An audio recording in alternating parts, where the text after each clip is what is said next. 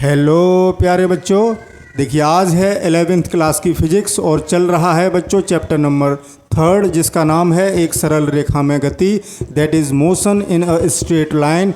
और इस चैप्टर का बच्चों आज रहेगा लेक्चर नंबर 8 8वां व्याख्यान।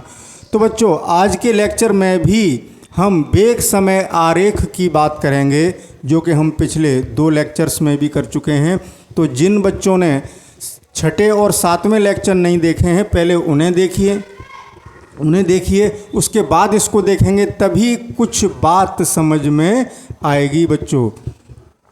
तो देखें एक लेक्चर में यानी लेक्चर नंबर 6 में हमने पढ़ाया था कि एक समान गति के लिए वेग समय आरेख कैसा होता है और एक समान त्वरित गति के लिए कैसा होता है। 7वें लेक्चर में हमने पढ़ाया असमान त्वरित गति के लिए वेग समय ग्राफ कैसा होता है। अब आज का लेक्चर हम इसलिए लेके आए हैं बच्चों कि आज हम बात करेंगे कि अगर किसी भी गति का वेग समय ग्राफ दिया है तो उस गति के बारे में उस ग्राफ को देखकर हम क्या क्या जानकारी प्राप्त कर सकते हैं। ठीक है बच्चों, तो आज हम डिफरेंट टाइप्स के ग्राफ का अध्ययन करेंगे, भिन्न भिन्न प्रकार के ग्राफों का अध्ययन करेंगे बच्चों। तो इस कड़ी में सबसे पहले हम एक ग्राफ खींचते हैं। कौन सा ग्राफ बच्चों? VT graph. जैसे मान लीजिए ये एक्स अक्ष, ये वाई अक्ष, ये मूल बिंदु, इस अक्ष पर हम क्या लेते हैं? समय, और इस अक्ष पर लेते हैं वेलोसिटी यानी वेग। मान लीजिए ग्राफ एक सरल रेखा है। कैसा है? सरल रेखा, जो कि सरल रेखा तो है लेकिन उस रेखा के साथ क्या कंडीशन है कि वो टाइम अक्ष के पैरेलल है। जो समय अक्ष है, जो एक्स एक्सिस है, उसके समांतर है। यानी इस ग्राफ और एक्स अक्ष के बीच या समय अक्ष के बीच थीटा कितना बन रहा है? 0 अंश। तो बच्चों इस गति से हमें क्या क्या पता लगता है कि एक तो इस गति में समय के साथ वेग नहीं बदल रहा। जैसे मैं इस पॉइंट को देखूं तो यहाँ पर वेग कितना है, यहाँ से लंब गिराऊं तो वेग है v। इतने समय पर देखूं, यहाँ से ऊपर को लंब गिराऊं तो वेग है v। कितने भी समय पर देखूं वेग v ही आ रहा है। ठीक है, इसका अर्थ क्या हुआ कि एक समान गति है। यानी पहली बात हमें क्या पता लगी कि वेग नियत है, वस्तु का वेग नियत है। जिस किसी भी वस्तु की गति का ये ग्राफ है उस वस्तु का वेग कैसा है बच्चों? नियत है, कांस्टेंट है, यानी v इक्वल्स टू कांस्टेंट। जब वेग नियत हो गया बच्चों तो त्वरण 0 हो गया। त्वरण इस गति में त्वरण नहीं है क्योंकि एक समान गति हो गई, त्वरण हो गया 0। एक हमने त्वरण ज्ञात करने का सूत्र भी निकाला था, आप चाहें तो उससे देख सकते हैं कि ये 0 कैसे आ गया। ए बराबर आप लोगों ने पढ़ा है tan थीटा, जहाँ थीटा उस ग्राफ और एक्स अक्ष के बीच बना कोण है। एक्स अक्ष और ये ग्राफ इस समय थीटा 0 बना रहे हैं, तो त्वरण कितना आया? tan 0, और tan 0 की वैल्यू 0। ऐसे समझ सकते हैं। या वेग नियत है, वेग में परिवर्तन ही नहीं हो रहा। जब वेग में परिवर्तन नहीं हो रहा तो त्वरण कहाँ से आएगा बच्चों? क्योंकि त्वरण क्या है? वेग परिवर्तन की दर। नो वेग परिवर्तन, no change in velocity, there is no acceleration, वहाँ पर त्वरण नहीं होगा, तो त्वरण 0 हो गया। इसका क्या अर्थ निकला कि ये गति कैसी है बच्चों? एक समान गति है। कैसी है? एक समान गति से वस्तु गति कर रही है। इससे यही तो पता लगा। बताएं, क्लियर होगी बात? अब दूसरा ग्राफ लेते हैं।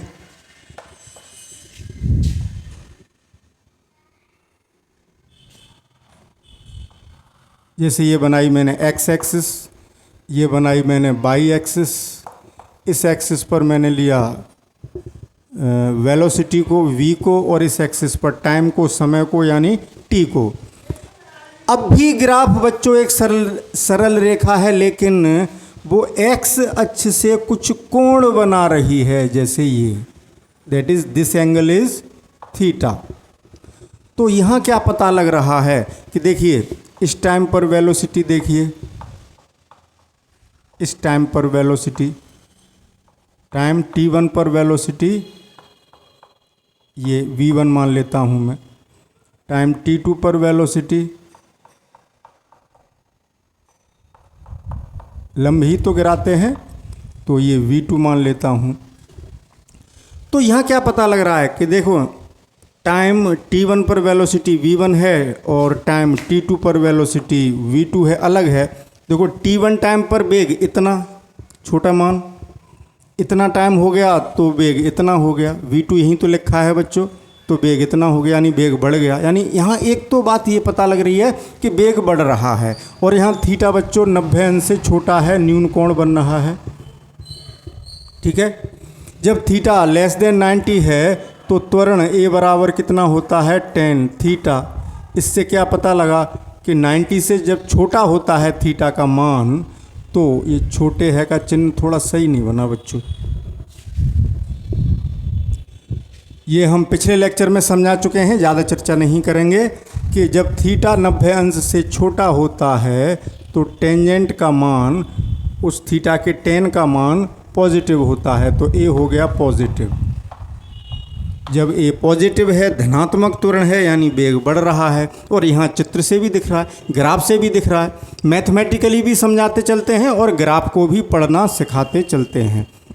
तो देखें टाइम t1 पर वेलोसिटी कम थी क्योंकि इतनी लंबाई, टाइम t2 पर यानी जब समय ज़्यादा हो गया तो वेलोसिटी भी ज़्यादा हो गई, v2 बड़ी हो गई ना, v2 इतना बड़ा और v1 इतना बड़ा, तो v2 ज़्यादा है। क्लियर हुई बात।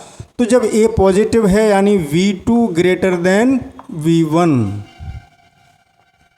अर्थात बाद वाला वेग पहले वाले वेग से ज़्यादा है यानी बढ़ रहा है। तो एक तो ये पता लगा कि वेग बढ़ रहा है, इस गति को देखकर हम बता सकते हैं, इस ग्राफ को देखकर उस गति के बारे में हम ये बता सकते हैं कि उस वस्तु का वेग बढ़ रहा है। और ये ग्राफ मूल बिंदु से शुरू हुआ है बच्चों। कहाँ से शुरू हुआ है? मूल बिंदु से, जिसके निर्देशांक 0,0 होते हैं, अर्थात समय भी 0 और वेग भी 0। यानी जब वस्तु स्टार्ट हुई गति करना, यानी जब से हमने प्रेक्षण लेना शुरू किया तो वस्तु का प्रारंभिक वेग 0 था। वस्तु का प्रारंभिक वेग कितना है बच्चों? 0 है। एक तो ये बात पता लग रही है, प्रारंभिक वेग 0, प्रारंभिक वेग 0 है। और एक समान, मैंने अभी क्या बताया था, यहाँ एक समान गति थी, यहाँ भी एक सरल रेखा है, लेकिन अब वो कोण बनाने लगी। जैसे ही सरल रेखा कोण बनाएगी तो वो हो जाएगी एक समान त्वरित गति, क्योंकि यहाँ पर ए कैसा होगा? नियत होगा बच्चों, नियत त्वरण से। त्वरण कैसा है? देखो एक तो बात पता लगी कि जो त्वरण ए है, अब त्वरण के बारे में बात कर रहे हैं, उस वस्तु का त्वरण पॉजिटिव है, यहाँ समझा दिया। और नियत भी है, कैसा है? नियत, यानी एक नियत है त्वरण, यानी भिन्न भिन्न समय अंतरालों में, यानी समान समय अंतरालों में, ऐसे कहना चाहिए, भिन्न भिन्न समान समय अंतरालों में। जैसे 4 बजे से लेकर 4:02 तक, या 4:04 से 4:06 तक, जो डिफरेंट टाइम इंटरवल लो, तो टाइम इंटरवल कुछ भी हो, त्वरण वही निकल के आएगा। तो त्वरण कैसा है बच्चों? नियत है, पॉजिटिव है। तो ये कैसी गति हो गई? ये तो थी एक समान गति और ये हो गई एक समान त्वरित गति, एक समान त्वरित गति।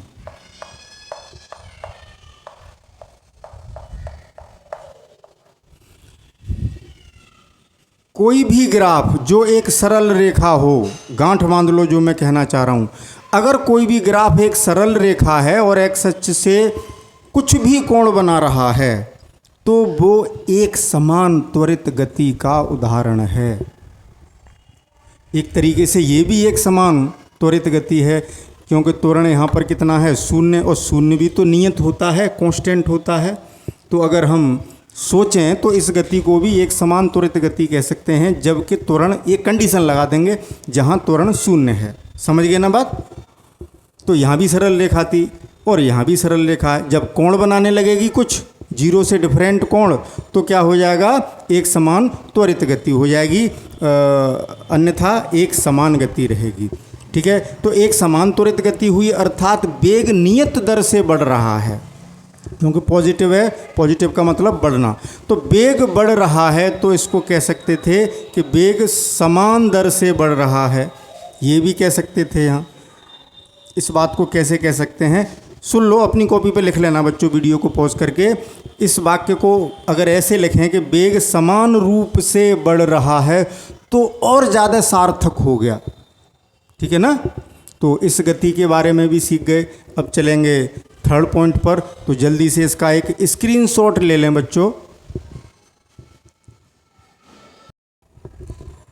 अब आपको ऐसा ग्राफ भी बना हुआ देखने को मिल सकता है कि जैसे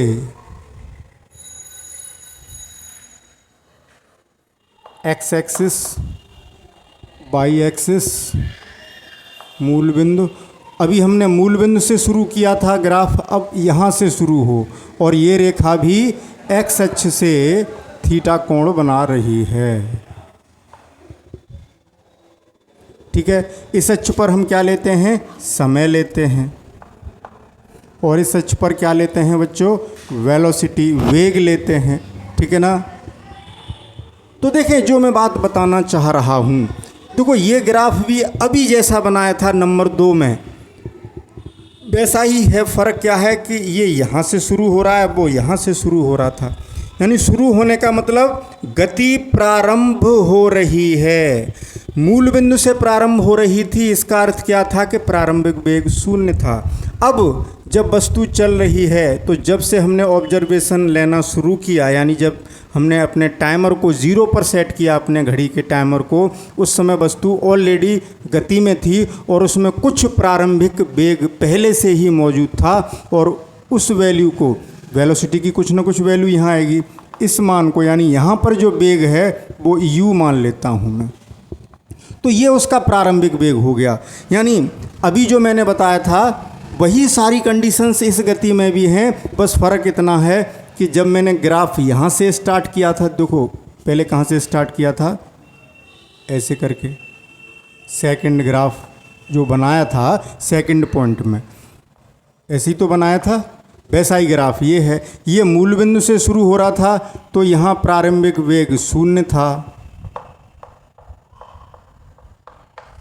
और ये u से शुरू हो रहा है। जब टाइम 0 है तब वेग 0 न होकर कहाँ, वक्र कहाँ से स्टार्ट हुआ, u से, तो यहाँ प्रारंभिक वेग u हो गया बच्चों। प्रारंभिक, संक्षेप में लिख रहा हूँ, आप सही लिख लेना, प्रारंभिक वेग u। बाकी की सब चीज़ें वही हैं, एक समान त्वरित गति है, सब चीज़ वही हैं, एक समान। केवल यहाँ का अंतर है दूसरे और थर्ड पॉइंट में। ये तीसरे पॉइंट का ग्राफ है इस वाले का, ये तो मैंने समझाने के लिए इसमें बना दिया बच्चों। आप जब कॉपी पे बनाएंगे तो ये नहीं बनाएंगे, ये मैंने इसलिए नंबर 2 डाल दिया।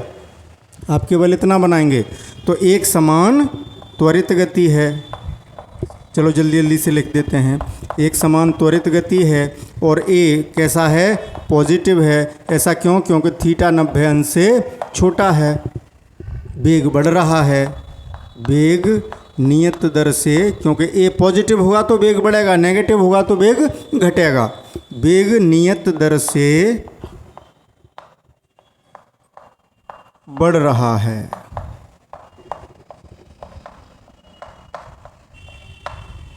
क्लियर होगी बात? ठीक है, बाकी की सब चीज़ें वही हैं, बस प्रारंभिक वेग का अंतर है। तो जल्दी से इसका स्क्रीनशॉट लें, क्योंकि आगे के मैं जो 2 पॉइंट बताना चाह रहा हूँ वो एक साथ समझाना चाहता हूँ।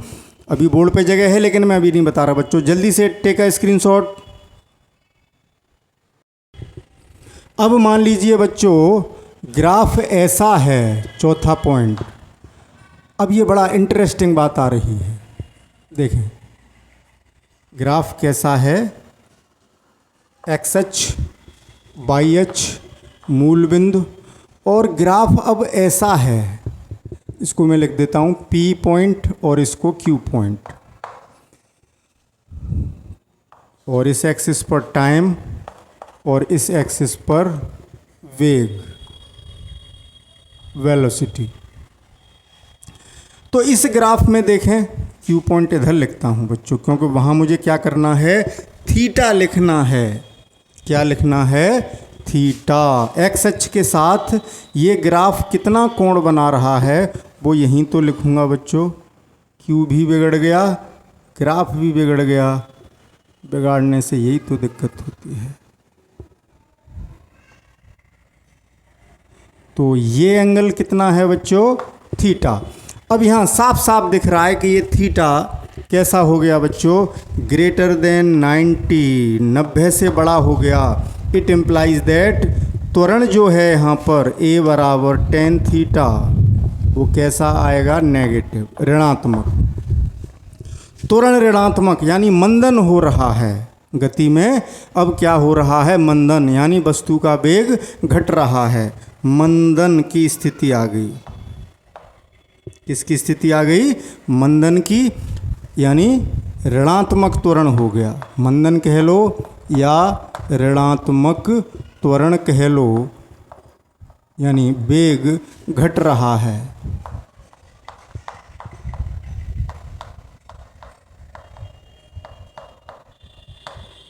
वेग घट रहा है।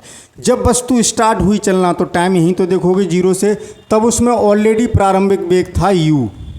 तो वस्तु इस ग्राफ से पता लग रहा है कि वस्तु u वेग से चल रही थी और उसमें मंदन हो रहा था, यानी हम बाइक में या किसी वाहन में ब्रेक ले रहे थे तो वस्तु धीरे धीरे होती जा रही थी, उसका वेग कम होता जा रहा था, और कम होते होते होते होते होते होते Q पॉइंट पर उसका वेग हो गया 0। Q पर 0 हो गया। यानी इससे क्या पता लगा, वस्तु u वेग से चलना प्रारंभ हुई। u वेग से चलना प्रारंभ हुई, यानी कहाँ से, बिंदु P से। यही तो है, ये बात कौन बता रहा है, बिंदु P, मैंने कोष्ठक में लिख दिया। तथा उसका वेग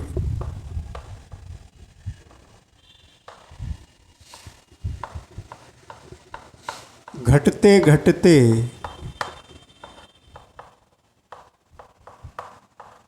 बिंदु P के संगत, कहाँ 0 हो गया, बिंदु Q के संगत जितना टाइम है वहाँ पर, बिंदु Q के संगत टाइम पर या समय पर 0 हो गया। समय पर कैसा हो गया बच्चों, 0 हो गया। बात समझ में आ रही है। देखो, एक तो थीटा 90 से बड़ा है तो त्वरण ऋणात्मक हुआ, यानी मंदन हो रहा है, यानी वस्तु का वेग लगातार घट रहा है। लेकिन यहाँ त्वरण फिर भी नियत है, मंदन फिर भी नियत है, ये बात ध्यान रखेंगे। भले ही ऋणात्मक त्वरण है लेकिन अब भी, क्योंकि ग्राफ एक सरल रेखा है, तो ऋणात्मक त्वरण यानी त्वरण यहाँ पर भी नियत है। त्वरण कैसा है, नियत, भले ही ये ऋणात्मक त्वरण है। यानी वस्तु का वेग समान दर से घट रहा है, ये कह सकते हैं। हमने कहा वेग घट रहा है, ये कह सकते हैं वेग समान दर से घट रहा है, समान दर से घट रहा है। ये बात और जोड़ लेना, यहाँ पर बीच में लिख लेना। क्या लिखेंगे, वस्तु का वेग, अब ऐसे शब्द तो अपने आप जोड़ लेंगे। वस्तु का वेग समान दर से घट रहा है और घटते घटते घटते घटते बिंदु Q पर, यानी जितना भी टाइम होगा यहाँ पर, 4 बजे हों, 5 बजे हों, जितना भी टाइम हो उतने टाइम पर, या जितना भी समय लगा यहाँ से यहाँ तक आने में 10 सेकंड लगे तो 10 सेकंड बाद उसका वेग कितना हो गया, 0 हो गया। बात समझ में आई।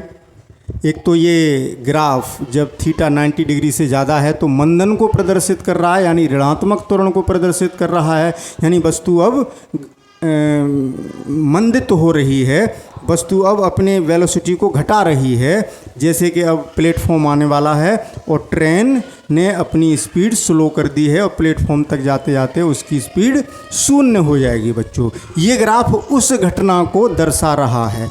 अब दूसरी बात समझते हैं, ये बात समझ में आ गई होगी 5th पॉइंट को। अगर बच्चों ऐसा होता, कैसा, कि ये है एक्स एक्सिस, ये है मूल बिंदु, ये वाई एक्सिस और ये ऋण वाई एक्सिस, इधर ऋणात्मक मानते हैं। ग्राफ वही है लेकिन मैंने अब Q से भी आगे बढ़ा दिया इसको। देखो यहाँ तक तो वही बात है P Q। देखो अगर मैं इसे दबा लूँ, सुने मैं जो कहना चाह रहा हूँ, अब मैं इसको दबा लूँ तो इस चित्र को देखो और उसको देखो, सेम है। अब अंतर क्या है कि मैंने ग्राफ को Q से भी आगे खींच दिया, तो इसका क्या मीनिंग है वो भी आपको समझाना है, ठीक है ना। तो ये पॉइंट, ओहो, मैं Q पॉइंट को ऊपर लिख जाता हूँ बच्चों। ये यार क्या प्रॉब्लम है, सॉरी बच्चों, सॉरी फॉर डिस्टरबेंस। तो ये एंगल यहाँ इस ग्राफ का थीटा है, ये पॉइंट है Q, ये P और इसको मान लेता हूँ R। अब ध्यान से समझना, बड़ा आनंद आएगा इस ग्राफ में। तो P से Q तक तो जो हुआ वो वही हुआ जो यहाँ हुआ, कि वस्तु U वेग से चलना प्रारंभ हुई। जैसे ऐसे मान लें,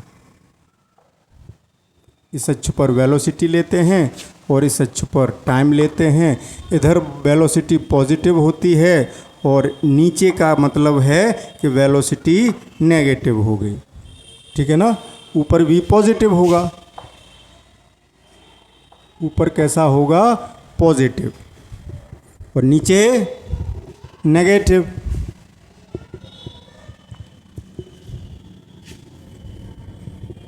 बात समझ रहे हैं बच्चों, ध्यान से सुनना। देखो कितना इंटरेस्ट आता है कि इन रेखाओं से ही हम उस वस्तु की गति को पढ़ लेते हैं कि क्या कर रही है वस्तु, कैसे चल रही है, कैसे गति कर रही है। यहाँ कोई कुछ नहीं दिखा रहा, केवल ग्राफ की शक्ल देख के हम बता देते हैं। कितनी अच्छी चीज़ होती है ग्राफ, पूरी एनालिसिस कर लेते हैं वस्तु की।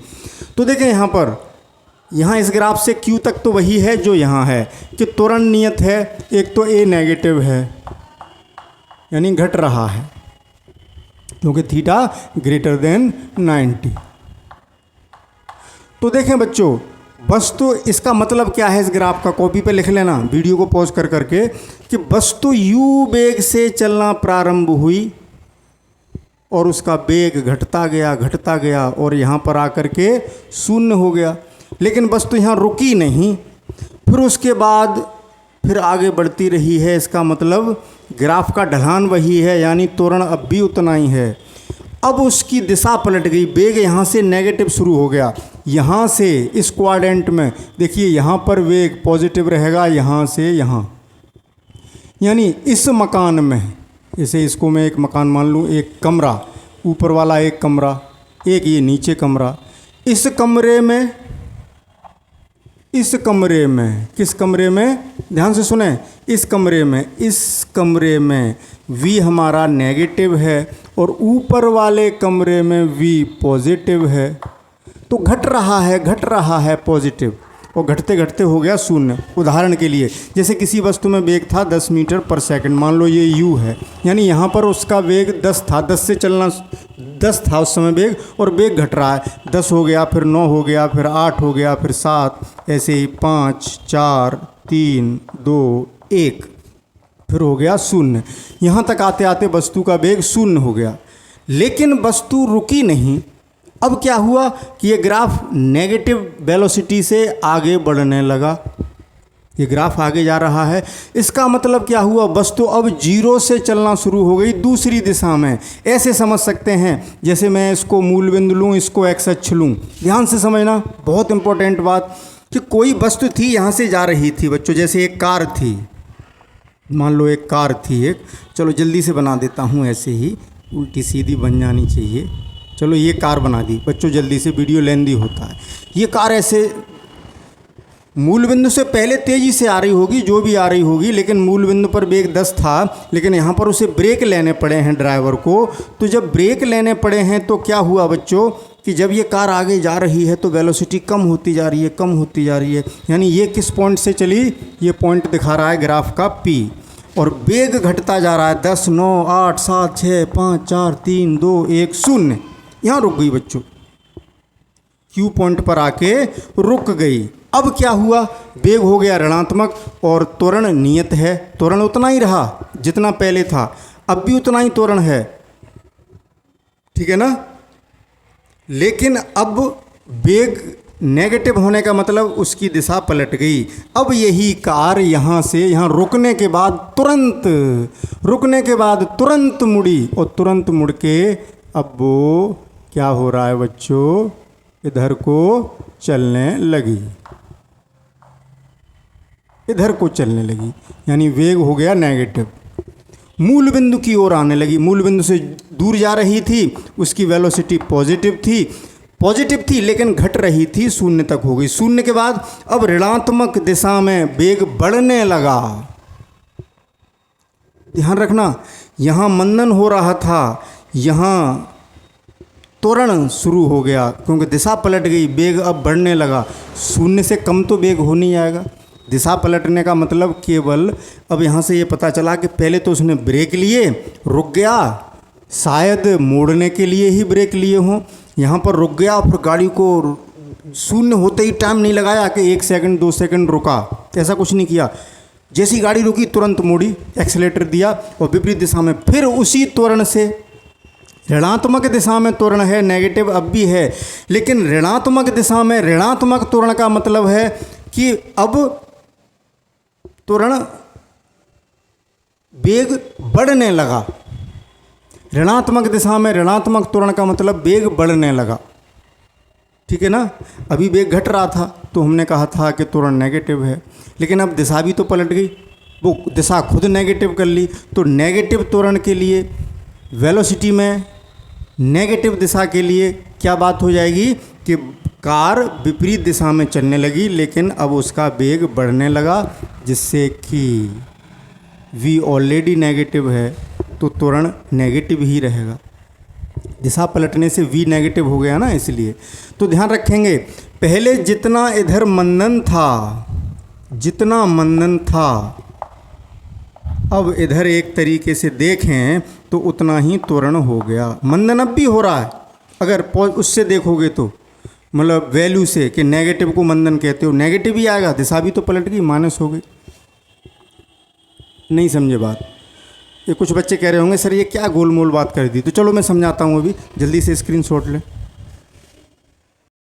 जैसे बच्चों मैं न्यूमेरिकली समझाना चाह रहा हूँ कि पहले क्या था कि वेग घट रहा था। जैसे मान लीजिए किसी समय उसका प्रारंभिक वेग या v1 कह लूँ, u को, v1 था 10, मैं कहाँ से कहाँ तक की बात कर रहा हूँ, P से Q तक की गति की, जल्दी से समझें।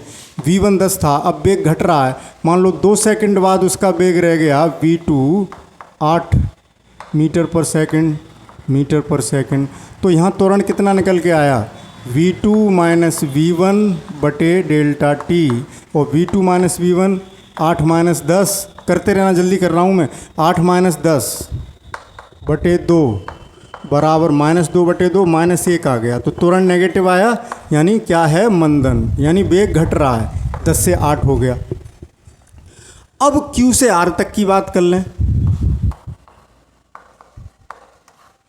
अब उसका वेग यहाँ पर Q पर हो गया 0, यानी v1 बराबर 0, और v2 हो गया मान लो -2, क्योंकि वेग नेगेटिव हो चुका है ना, -2 मीटर पर सेकंड।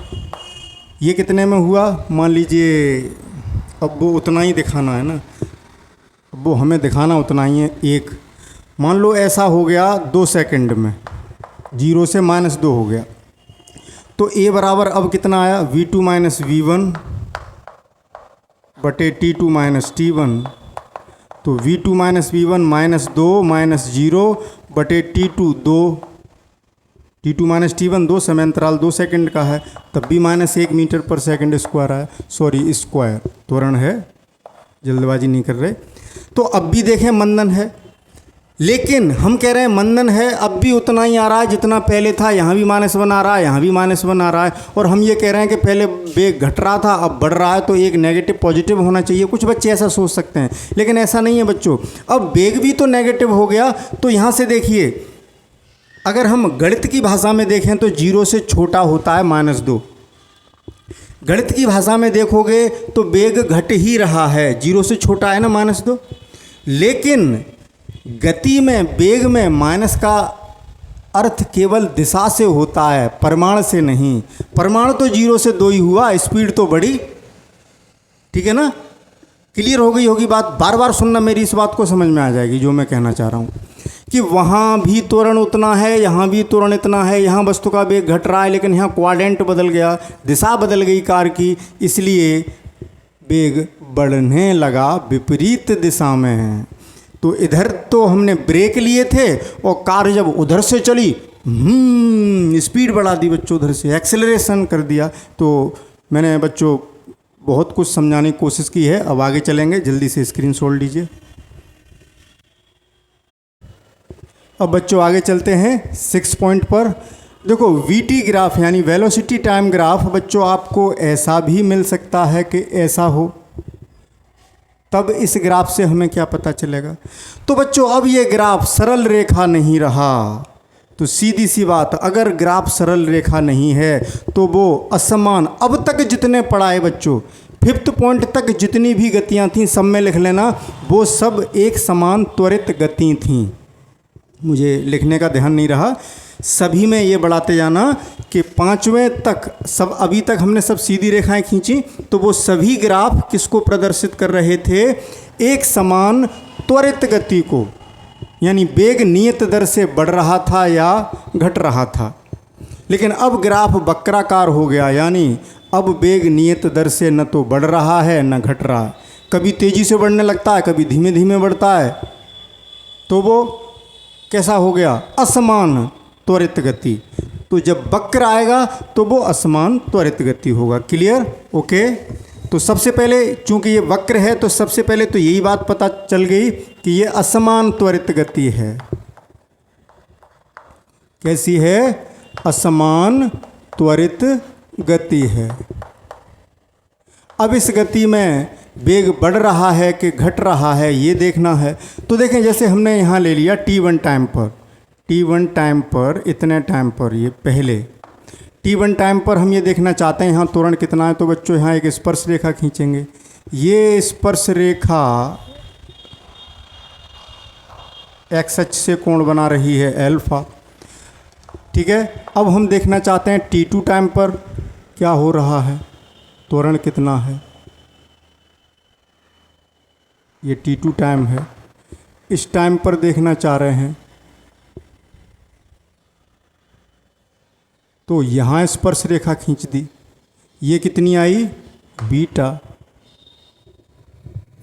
ये पॉइंट ले लिया मैंने P, t1 टाइम पर पॉइंट P और t2 टाइम पर पॉइंट Q। तो यहाँ देखें, चूंकि त्वरण कितना होता है बच्चों, tan थीटा। अब यहाँ बीटा बड़ा है अल्फा से, सॉरी बच्चों,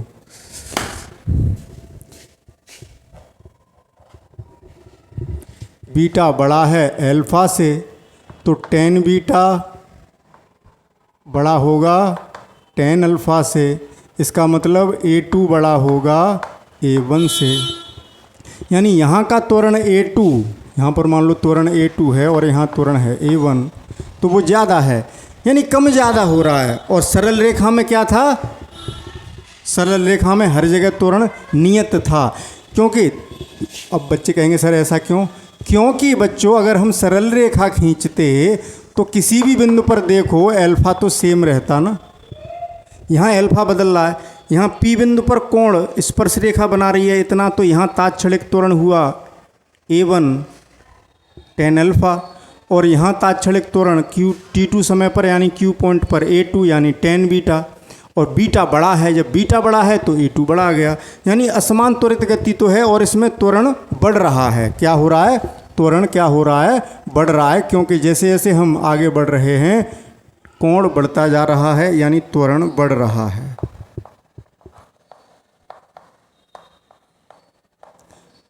एक तो ये बात पता चल गई क्या कि असमान त्वरित गति है, त्वरण बढ़ रहा है, ये पता चल गया।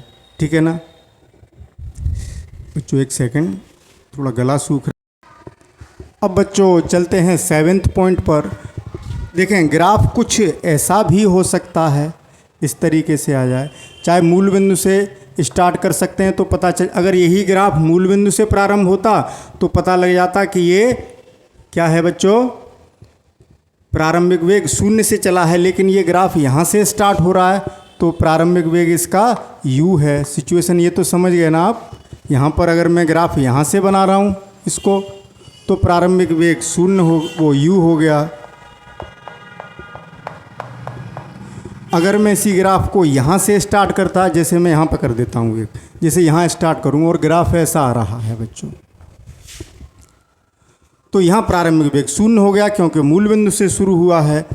तो प्रारंभिक वेग यानी वस्तु 0 वेग से चलना प्रारंभ हुई है, प्रारंभिक वेग हो गया 0।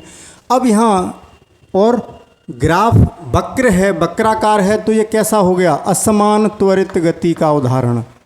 असमान त्वरित गति है बच्चों, असमान त्वरित गति, और उसमें भी अब त्वरण क्या हो रहा होगा ये देखें, घट रहा है कि बढ़ रहा है।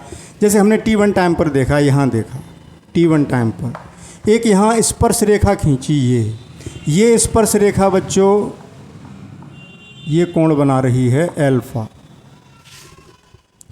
अब यहाँ खींची ये स्पर्श रेखा, ये बना रही है कोण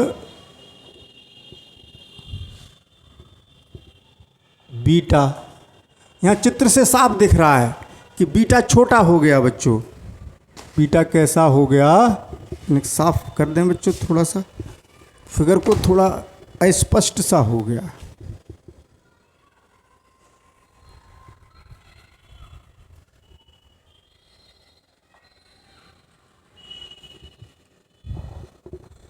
इसे स्पर्श रेखा यहाँ अगर मैं एक्स अक्ष खींचूं, ये T2 समय है, यहाँ एक्स अक्ष से इसका कोण देखूं तो यही तो आएगा बीटा। ये कोण छोटा है। अब आप कहेंगे सर छोटा कैसे है? वो दिख रहा होगा आपको, इतना फैलाव है, यहाँ कितना कम रह गया, यानी बीटा छोटा हो गया अल्फा से, तो tan बीटा छोटा होगा tan अल्फा से, यानी इसको P पॉइंट, इसको Q पॉइंट, यानी Q पॉइंट पर जो त्वरण है वो कम हो गया P पॉइंट के त्वरण से, यानी यहाँ त्वरण ज़्यादा है, वहाँ कम हो गया। यानी इसका अर्थ क्या हुआ कि त्वरण घट रहा है, त्वरण घट रहा है। क्लियर? अब चलते हैं 8th पॉइंट पर। देखें, अगर हम एक ग्राफ की कल्पना करें, सॉरी बच्चों लाइन थोड़ी तिरछी हो गई।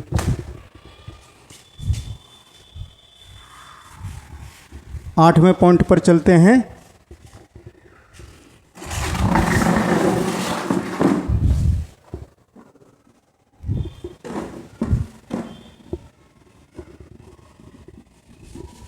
आठवें पॉइंट पर चलेंगे।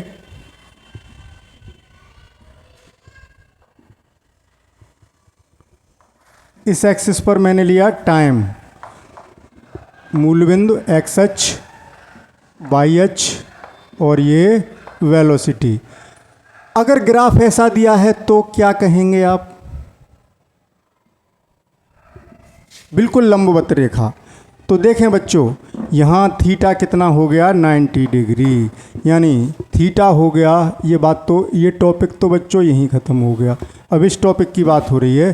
थीटा हो गया 90 डिग्री, तो त्वरण ए बराबर tan थीटा, यानी tan 90 बराबर अनंत आ गया। क्या किसी वस्तु को इतना वेग दे सकते हैं कि उसमें क्या इतना वेग परिवर्तन कर सकते हैं कि अनंत हो जाए? यानी 1 सेकंड के अंदर से भी छोटे समय में हमने त्वरण वेग बहुत बढ़ा दिया, ऐसा संभव नहीं है व्यवहारिकता में। अनंत कैसे हो जाएगा बच्चों त्वरण? यानी ऐसा ग्राफ कभी संभव नहीं है। अगर कोई तुमसे ये कहता है कि इस ग्राफ को पढ़ के बताओ, इस ग्राफ को देख के आप क्या बताओगे, तो कह देना कि वस्तु की ऐसी गति संभव ही नहीं है जिससे ऐसा ग्राफ आ जाए। यानी ये ग्राफ कैसा हो गया? इम्पॉसिबल, असंभव। यानी ऐसा नहीं हो सकता, संभव नहीं है, असंभव। अब जगह कम है, असंभव एक में लिख नहीं सकता, तो मैं कह देता हूँ संभव नहीं है। व्यवहारिकता में वस्तु में ऐसी गति नहीं हम करा सकते बच्चों। तो बच्चों आज का लेक्चर आपको बहुत अच्छा लगा होगा। आपने देखा कि ग्राफ से हम कितनी जानकारी प्राप्त कर लेते हैं कि वो वस्तु रुकी है, कि चल रही है, कि तेज चल रही है, कि उसका वेग बढ़ रहा है कि घट रहा है, एक समान गति है या एक समान त्वरित गति है, समान रूप से बढ़ रहा है या समान रूप से घट रहा है। तो वेग समय ग्राफ को पढ़ना बच्चों आप सीख चुके हैं, ठीक है? तो जल्दी से इसका एक स्क्रीनशॉट लें। तो बच्चों उम्मीद है कि आपने इसका स्क्रीनशॉट ले लिया होगा। तो अब मिलेंगे कल। आज का लेक्चर यहीं समाप्त करते हैं और कल कैसे मिलेंगे? नए लेक्चर के साथ मिलेंगे बच्चों, नए टॉपिक के साथ। लेक्चर तो नया होगा ही बच्चों, नए टॉपिक के साथ, वो भी बड़ा धमाकेदार होगा। तो चैनल पर बने रहिए और एक एक वीडियो क्रम से देखते रहिए, जिससे फिजिक्स समझ में आए कि फिजिक्स है क्या। फिजिक्स इज़ नथिंग, कुछ नहीं है फिजिक्स। Physics is nothing. जो कुछ हमारी लाइफ में हो रहा है, जो कुछ हमारे आसपास हो रहा है, वही है फिजिक्स। तो ठीक है बच्चों, मिलते हैं कल नए टॉपिक के साथ। Okay, thank you for watching, best of luck.